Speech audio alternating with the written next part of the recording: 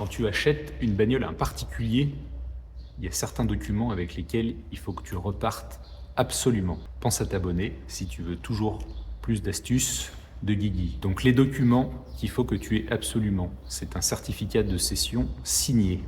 Et d'ailleurs, pour faire un point sur le certificat de cession, ce que je te conseille de faire, c'est de le remplir avec l'acheteur. Même si c'est très gentil de sa part, imprime toi-même la déclaration de cession et remplis-la le jour où tu vas chercher le véhicule avec ton propre stylo. Pourquoi? Parce qu'il y a des petits malins qui s'amusent à écrire avec un stylo effaçable et derrière ils vont changer le nom ou autre. Enfin bref, tu peux avoir des emmerdes. Donc tu imprimes toi-même ta déclaration de cession, tu la remplis le jour J, tu en as pour 5 minutes. Donc il y a 2 volets, un pour l'ancien propriétaire, un pour le nouveau. Toi tu repars avec le volet du nouveau propriétaire.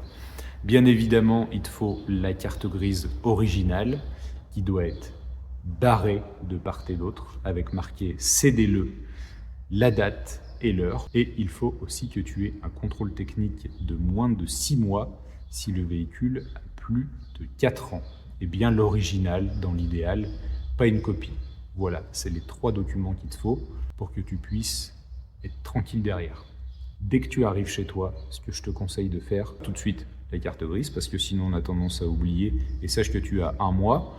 Donc ton assureur d'une part va t'harceler et en plus de ça, si tu oublies et que tu as un petit contrôle des forces de l'ordre, tu vas manger. Donc fais ta carte grise tout de suite parce qu'en plus de ça, si tu oublies, tu sais que le contrôle technique, faut qu'il ait moins de 6 mois pour faire la nouvelle carte grise. Donc si tu laisses traîner, tu risques d'être dans la merde. Donc pense-y et fais ça absolument. Allez, ciao.